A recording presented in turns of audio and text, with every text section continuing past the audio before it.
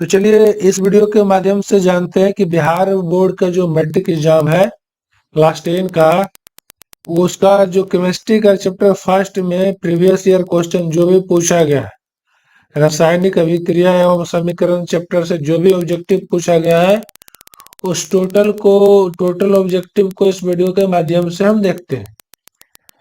और यह है जो आपका वस्तुनिष्ठ प्रश्न जो भी है सारा सारा। चलिए सबसे पहला प्रश्न देखते हैं।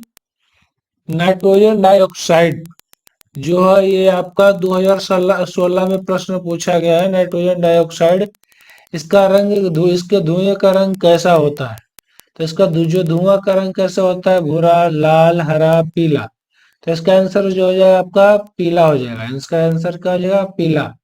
नाइट्रोजन डाइऑक्साइड के धुएं का रंग कैसा होता है?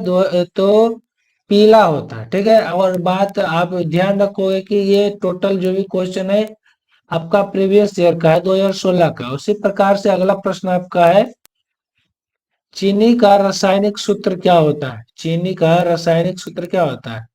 तो चीनी का रासायनिक सूत्र आपका होता है C6 sorry H12 C12H22 C12H22। Option number C हो जाएगा। ठीक है।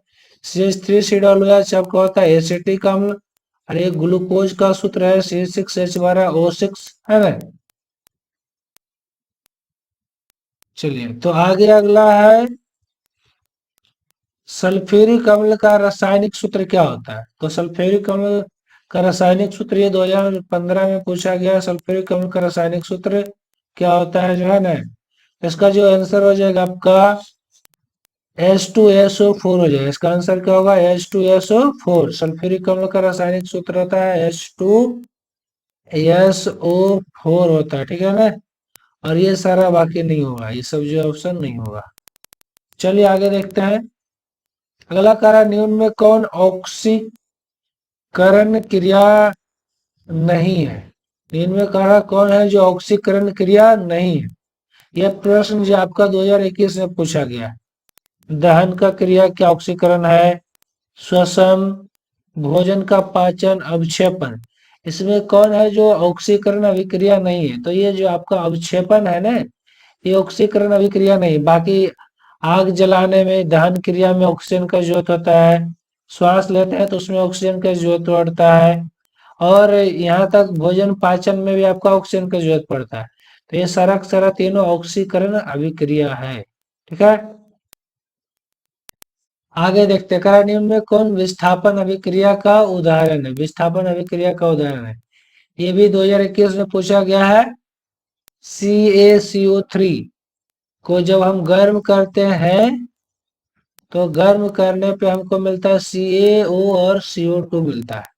तो ये आपका जो है वियोजन अभिक्रिया है।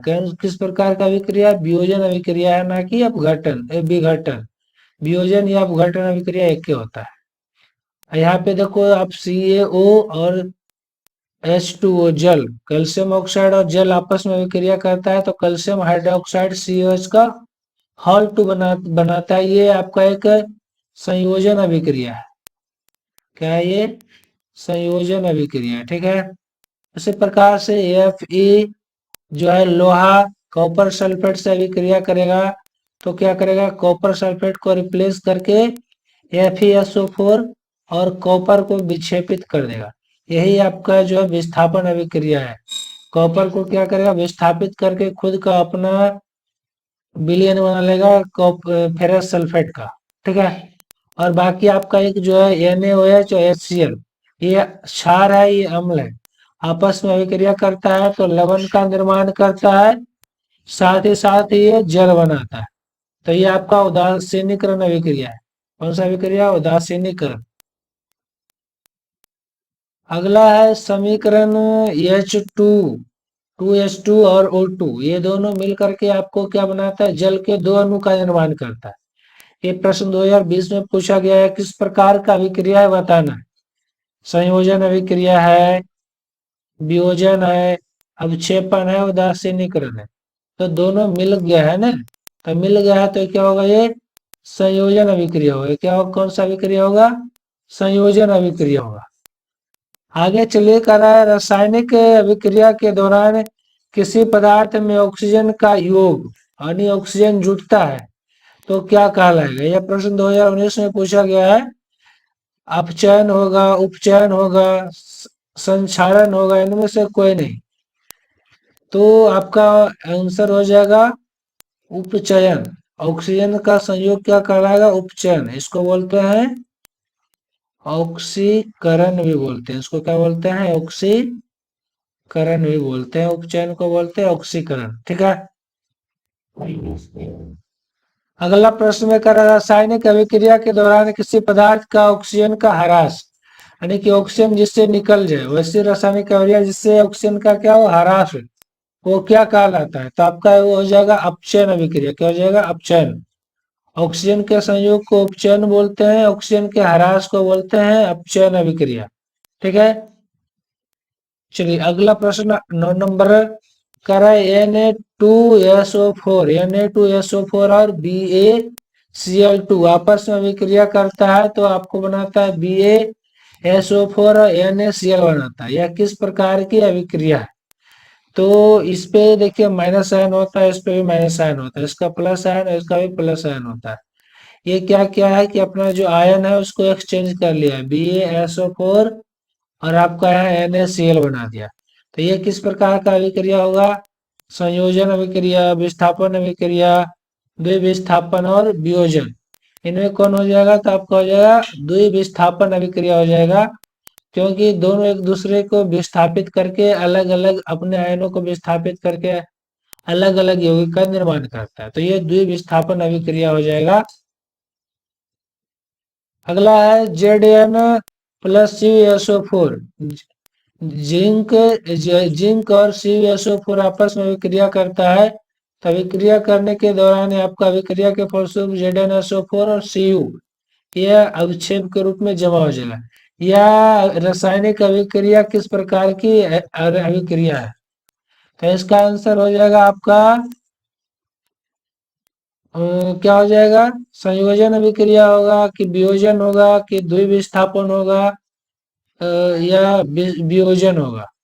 ठीक है। विस्थापन, द्विविस्थापन और वियोजन, इनमें से कौन होगा। तो आप इसमें देख रहे हो कि जो जिंक है ये क्या करेगा, कॉपर सल्फेट है, कॉपर सल्फेट के विलयन से उसको हटाएगा और खुद अपना विलयन ZnSO4 बनाएगा और कॉपर सल्फेट को विस्थापित करेगा। तो ये एक विस्थापन अभिक्रिया है।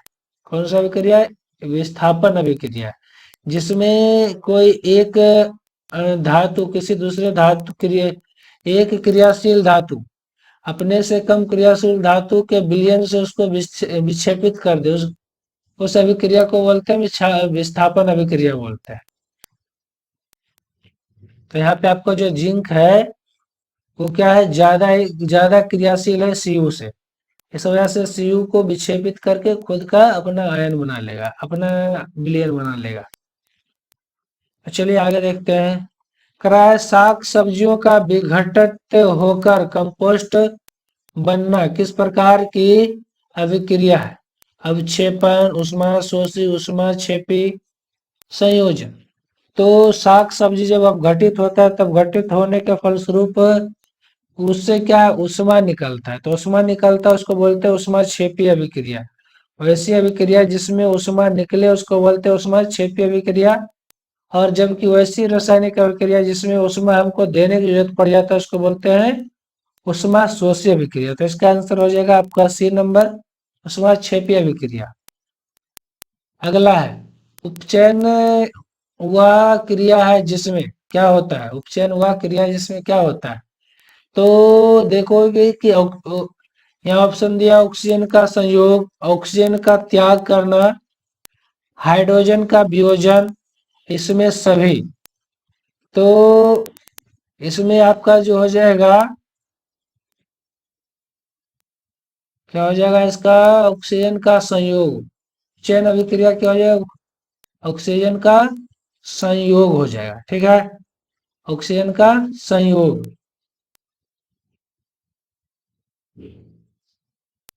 श्वसन किस प्रकार की रासायनिक अभिक्रिया है।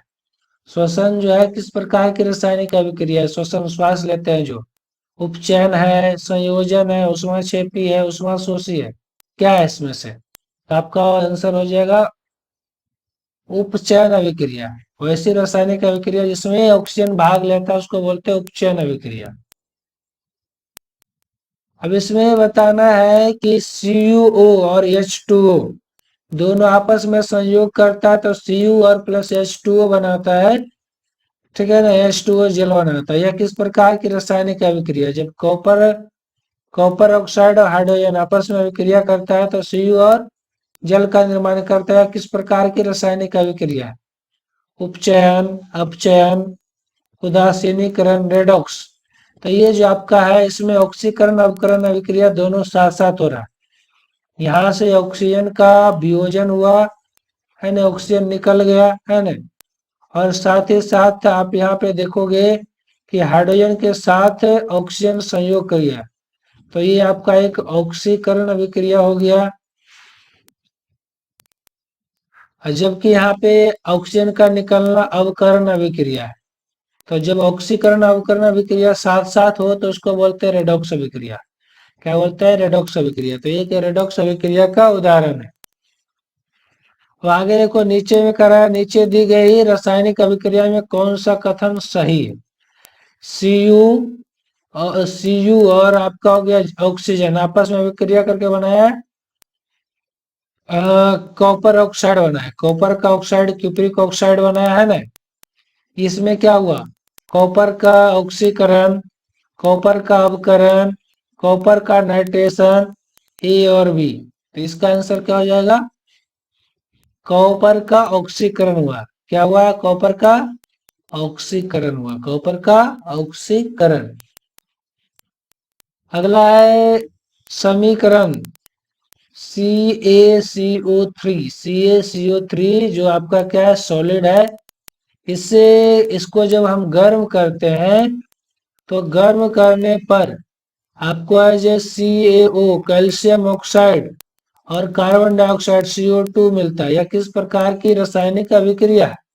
ये आपका 2014 में प्रश्न पूछा गया। वियोजन, संयोजन, उभयगामी या प्रतिस्थापन। तो इसका जो हो जाएगा देख रहे हो आप, एक था बड़ा अणु, ये टूट करके क्या छोटा छोटा अणु में विघटित हो गया, तो इसको वियोजन अभिक्रिया बोलेंगे या वियोजन अभिक्रिया बोलेंगे या अपघटन अभिक्रिया भी बोलते हैं, अपघटन भी बोलते हैं, वियोजन या अपघटन अभिक्रिया। ठीक है। अगला प्रश्न है करा प्रकृति में ऑक्सीजन संतुलन कैसे बना रहता है? जो प्रकृति में है ऑक्सीजन का संतुलन कैसे बना रहता है? संयोजन अभिक्रिया से, प्रकाश संश्लेषण से, अपघटन से, इनमें से कोई नहीं। तो ऑप्शन इसका हो जाएगा बी। प्रकाश संश्लेषण क्रिया के दौरान क्या होता है? पेड़ पौधा आपका ऑक्सीजन गैस का निर्माण करता है। पेड़ पौधा क्या करता है? ऑक्सीजन गैस का निर्माण करता है। कौन? पौधे जो है आपका ऑक्सीजन का निर्माण करता है प्रकाश संश्लेषण क्रिया के दौरान। तो ऑक्सीजन संतुलन है जो आपका प्रकाश संश्लेषण क्रिया के द्वारा बना रहता है।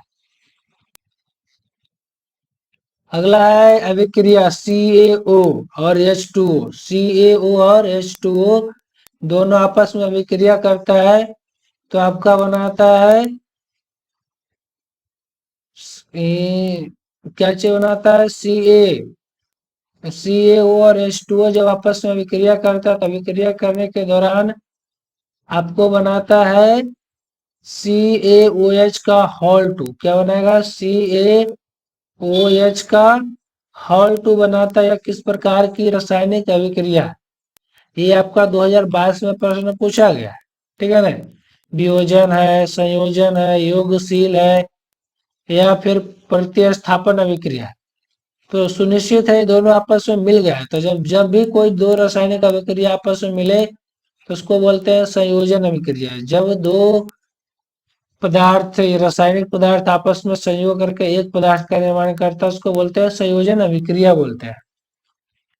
अगला है जल में के एक अणु में हाइड्रोजन और ऑक्सीजन के परमाणुओं की संख्या का अनुपात क्या होता है? तो देखिए जल का एक अणु है, जल का एक अणु H2O है ना, H2O, H2O है। इसमें देखिए हाइड्रोजन 2 गो है और ऑक्सीजन कै गो है, 1 गो है। तो ये दोनों का अनुपात क्या हो जाएगा, 2:1 का अनुपात हो जाएगा। कितने का अनुपात होगा, 2:1। इसमें से आप देख सकते हो ऑप्शन नंबर इसका बी हो जाएगा।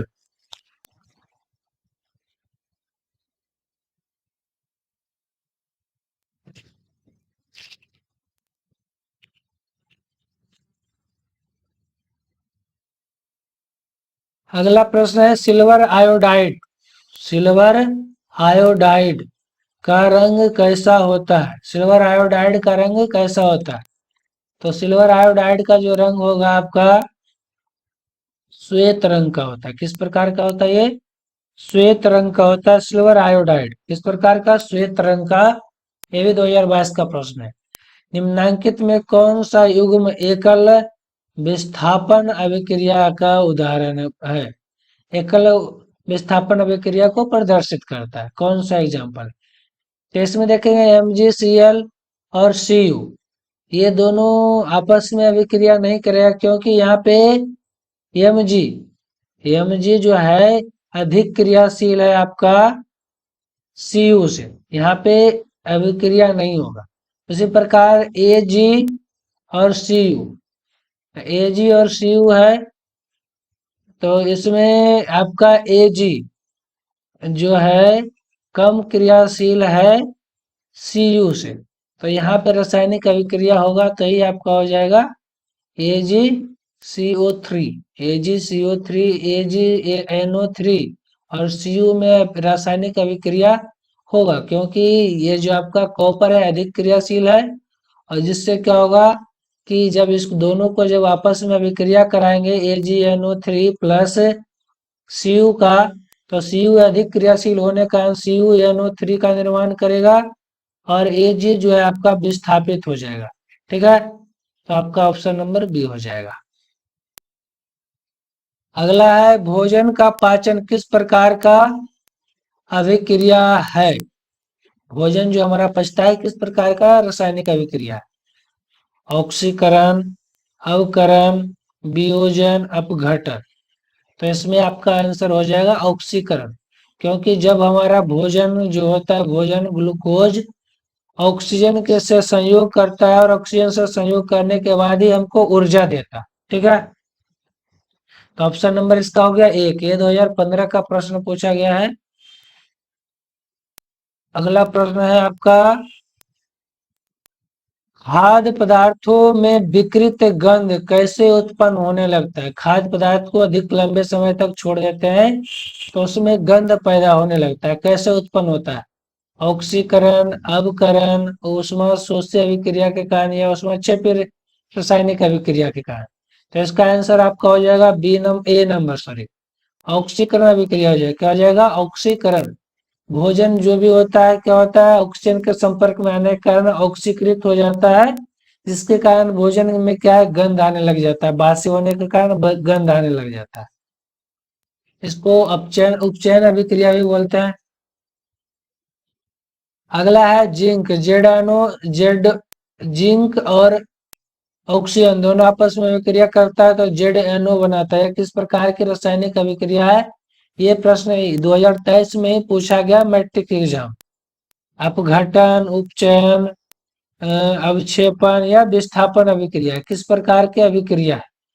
तो आपका हो जाएगा यहाँ पे ऑक्सीजन से संयोग हो रहा है ना, तो ये हो जाएगा आपका उपचयन अभिक्रिया।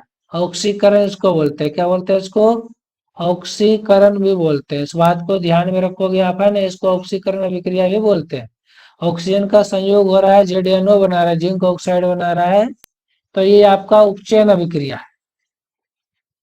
अगला है NaCl AgNO3 आपस में अभिक्रिया करता है तो AgCl को बनाएगा, AgCl विस्थापित हो जाएगा और आपका जो है NaNO3 सोडियम नाइट्रेट जो है आपका बनता है। या निम्नलिखित में किस प्रकार की रासायनिक अभिक्रिया, ये भी 2023 का ही है, विस्थापन अभिक्रिया या संयोजन होगा या द्विविस्थापन होगा या वियोजन होगा। तो इसमें आप देख रहे हो कि Na का प्लस आयन और क्लोरीन का माइनस आयन, Ag का प्लस आयन और NO3 का माइनस आयन, दोनों आपस में क्या कर रहा है, अपना जो आयन है ऋण आयन को एक्सचेंज कर रहा है। यहाँ पे Ag के साथ -Cl आ गया, Na के साथ आपका सोडियम के साथ आ गया NO3 आ गया। तो दोनों एक दूसरे के जो ऋण आयन है उसको प्रतिस्थापित करके एक्सचेंज कर रहा है, तो इसको बोलेंगे द्विविस्थापन अभिक्रिया या उभय विस्थापन अभिक्रिया भी बोलते हैं। ठीक है। किसी अभिक्रिया में भाग लेने वाले पदार्थ क्या कहलाते हैं? कोई भी रासायनिक अभिक्रिया में भाग लेता है उस पदार्थ को क्या कहते हैं? उत्पादक, अभिकारक, ऑक्सीकारक या अवकारक। तो देखिए, जैसे मान लिया मेरा यहाँ पे H2 प्लस O2 आपस में अभिक्रिया किया, और आपस में अभिक्रिया करके क्या है, H2O का 2 अणु का निर्माण करेगा। ठीक है ना। तो यहाँ पे आपका बैलेंस कर लेंगे तो 2 हाइड्रोजन 4 हाइड्रोजन हो जाएगा। तो यहाँ पे जो रासायनिक अभिक्रिया में ये दोनों भाग लेने वाला पदार्थ है, ये क्या कहलाएगा? अभिक्रिया में भाग लेने वाला पदार्थ क्या कहलाएगा? इसका आंसर हो जाएगा अभिकारक। इसका आंसर क्या हो जाएगा? अभिकारक इसका आंसर हो जाएगा। ठीक है ना। ऑप्शन नंबर कौन सा हो जाएगा? बी। चलिए, तो आपका इतना ही प्रश्न था जो आपके चैप्टर 1 से, केमिस्ट्री का चैप्टर 1 से प्रीवियस ईयर में पूछा गया। तो चलिए, अगर ये वीडियो आपको अच्छा लगा हो तो अपने सहपाठियों को शेयर कीजिए और लाइक कीजिए, और हमारे चैनल को सब्सक्राइब जरूर से कर लीजिए, और वीडियो को अधिक से अधिक शेयर करें, है ना। धन्यवाद। फिर मिलेंगे अगले वीडियो में। जय हिंद।